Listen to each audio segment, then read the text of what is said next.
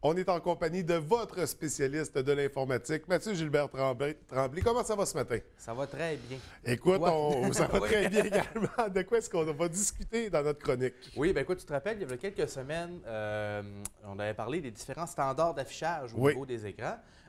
Puis j'avais dit que j'allais revenir un jour avec une capsule pour parler strictement des écrans. Alors, le jour est enfin arrivé. Le jour est enfin arrivé, effectivement. J'en ai pas apporté avec moi parce qu'écoute, c'est gros des Oui. écrans. Puis il y en a déjà plein en studio, de toute façon. Oui. Il va falloir rappeler que les gens en ont une devant eux présentement. Oui, Oui. on l'espère. Oui. Donc, les écrans d'ordinateur, parce qu'il y en a de toutes les sortes, de tous les modèles, de toutes les grosseurs. Oui.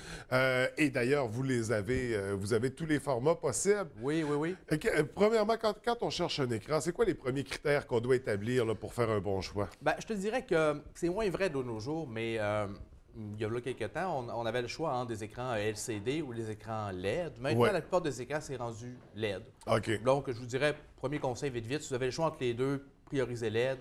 Les écrans sont plus minces, consomment moins de courant, la qualité est meilleure. Fait que, de manière générale, c'est vraiment plus souhaitable. Puis les prix, c'est les mêmes, master. Oui. Je pense même que LCD, ça existe carrément plus. OK. Donc, le premier critère qu'on peut se demander quand vient le temps de magasiner un écran, évidemment, c'est quelle grosseur d'écran qu'on veut avoir. Oui, OK? parce que là, on parle d'un ordinateur, on est très près de l'écran. Là, on ne veut pas nécessairement une télé 60 pouces. Ça. Non, non, tout à fait. Même si on pourrait, en théorie. Le standard présentement dans les écrans d'ordinateur, c'est aux alentours de 22 pouces. OK. Je te dirais que le plus petit qu'on peut aller, c'est dans le 17 pouces. Puis le plus gros, je te dirais, qui est à un prix acceptable présentement, c'est dans le 27 pouces OK. environ. Dans le 27 pouces, on va s'adresser plus aux gamers ou aux amateurs de cinéma? Même pas, je te dirais, parce qu'il y a vraiment des écrans spécialement conçus pour les gamers. On va plus s'attirer les gens qui ont un écran qui est vraiment plus loin. Oui. Ou qui ont besoin de lunettes, là, vraiment, tu sais, eux autres, il faut que ça soit gros sur l'écran. Qui ont des lunettes plus épaisses. Oui, c'est ça, exactement. Ils ont quasiment besoin d'un chien, non, c'est des blagues, je t'agace. Donc, au niveau des écrans, il y a différentes grandeurs. Il y a des formats aussi qui sont non standards. L'important de savoir, c'est qu'on calcule toujours une largeur d'écran. On dit largeur d'écran, mais en réalité, on devrait dire la diagonale de l'écran parce que c'est vraiment sur la diagonale qu'on calcule l'écran. Fait que des fois, les gens, ils m'arrivent, ils disent « Ah, j'ai un écran à 17 pouces à la maison. » Puis là, je me dis « Pour moi, c'est 19 pouces. » Ah, puis là, finalement, ben, ils n'apportent l'écran. Puis les autres calculaient, par exemple, le haut. Mais dans le fond, c'est vraiment la diagonale qu'il faut calculer. OK. Ensuite de ça, il y a des écrans, maintenant, 99 des écrans sont en format panoramique, qu'on appelle. Oui, oui. Donc, un rapport aux largeur-hauteur, soit de 16 dixièmes, ou de plus en plus, on voit du 16 neuvième. Vraiment, là, sont encore plus larges, puis encore moins hautes. C'est fini l'époque du 4.3. On ne voit plus ça nulle part de toute façon. Ça existe encore, mais je veux dire, les seules places où on voit ça, c'est les gens, par exemple, dans les bureaux, qui ont comme des meubles faits pour des écrans carrés. Oui. Ben là, imagine des écrans carrés pour que ça rentre dans l'espace, sinon ça peut juste pas rentrer. Parce que les écrans panoramiques là, ont vraiment un avantage, c'est qu'on travaille vraiment en largeur. Oui. Donc, on peut vraiment là, venir à comme complètement séparer, mettons, avoir un écran à gauche. Un document de traitement de texte, Oui, tout à écouter fait. YouTube en même temps, c'est Oui. C'est pas très productif, mais c'est possible de le faire. Facebook et compagnie, c'est ça. On peut avoir plusieurs outils ouverts en même temps puis absolument. d'accessibles. Oui. Alors, on va parler de résolution un peu, parce qu'en télévision, bon, on passe du 700V au 700p au 16K maintenant. En tout cas, je ne sais pas s'il est déjà accessible. Non, je ne sais pas. En tout cas, on a le 4, on a le 8, certainement. Quand on parle d'un écran d'ordinateur, on va se diriger vers quel type de résolution? Oui, mais en fait, au niveau des écrans d'ordinateur, je dirais que les résolutions les plus basses qu'on peut aller chercher, c'est l'équivalent un peu au niveau des télévisions du 720p. Oui. OK?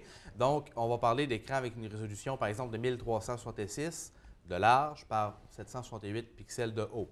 OK? Ça, c'est vraiment... mais rendu là, c'est pas considéré comme une Full HD, c'est vraiment considéré HD. Ouais. Si on monte un peu, qu'on va se promener dans les écrans 19, 20, 21 pouces, on va aller chercher, par exemple, du 1440 par 900.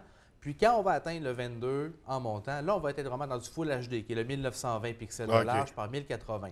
Par contre, ce qu'il faut comprendre, c'est que même si vous auriez, dans les écrans d'ordinateur, même si on va dans un écran, exemple 27 ou 32 pouces, on atteint un point où ça reste à 1920 par 1080. Même si c'était du 4K, est-ce qu'on verrait vraiment la différence? Bien, on verrait une bonne différence. Ouais. Parce que les écrans d'ordinateur 4K, ça existe.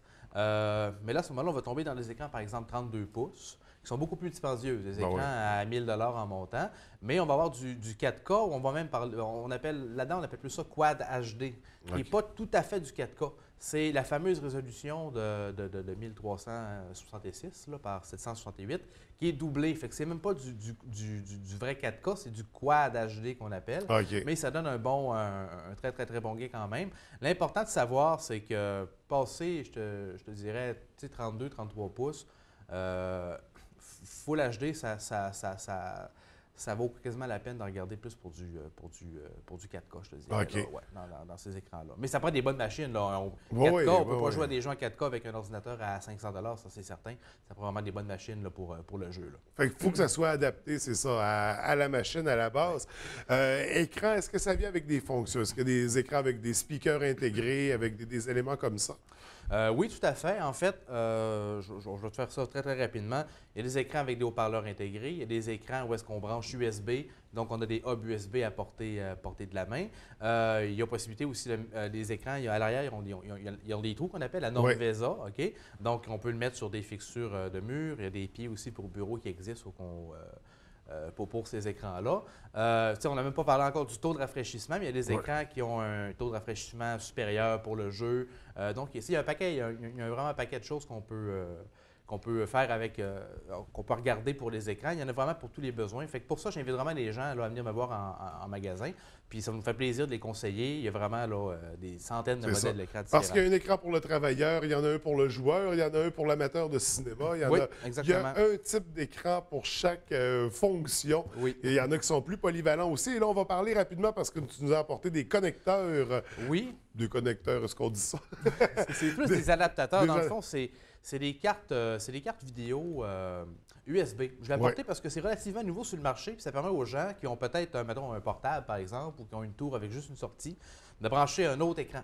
OK. Ce qui est très répandu de nos jours. Oui, ce qui est très répandu. Donc, je l'ai apporté différents modèles. On peut commencer par ces deux-là ici qui sont... Désolé, j'ai fait faire des... Je mets notre caméraman à l'épreuve ce matin. Donc, j'ai apporté une version en VGA qui est comme, je dirais, le plus vieux standard au niveau de l'affichage. OK? Celle-là, elle est à 50 c'est quand même très abordable. OK. J'en ai un aussi, même chose, mais vers HDMI, donc pour les écrans plus récents un petit peu. Puis, j'ai apporté aussi, je t'avais déjà présenté ce produit-là, le Microsoft Wireless Display, qui se trouve être un adaptateur sans fil, compatible avec les ordinateurs. Donc, exemple, vous avez une télévision dans le salon, vous ne voulez pas passer un grand fil de 50 pieds. On branche ça derrière la télévision, c'est tout. C'est automatique. Le portable ou l'ordinateur va voir l'écran comme un projecteur. Donc, on pèse dessus, on fait suivant, puis ça l'affiche sur notre télévision. Donc, pour écouter nos séries ou ce qu'on écoute sur Internet, tout à fait. Une belle alternative donc pour transférer ça sur... et là, j'imagine, au niveau du son, le signal aussi va suivre. Est-ce que... Oui, le signal va suivre, pas en VGA par contre, parce que ce n'est pas un protocole qui supporte le son, mais en HDMI, le son va suivre. Puis avec cet appareil-là aussi, évidemment, le son va suivre. Idéal pour écouter nos films, nos séries. Écoute, Mathieu, c'est le temps qu'on avait ce matin. Oui. Un peu plus serré que d'habitude, mais très intéressant. On va vous voir directement en magasin. Oui, tout à fait. On établit nos besoins avant d'aller vous rencontrer pour justement remettre de l'ordre dans tout ça parce que vous êtes là pour nous diriger vers le bon produit. Exactement. Puis il y en a pour tous les goûts, pour tous les tarifs. Donc, c'est à découvrir directement chez Bureautique FTI. On rappelle, nouveau site Internet aussi. Oui, on va visiter ça, on s'amuse. On vous suit sur Facebook. Oui. Beaucoup d'informations partagées, très intéressant. Alors, je te souhaite une belle fin de journée et on se revoit dans 2 semaines. Parfait, merci. Bonne journée.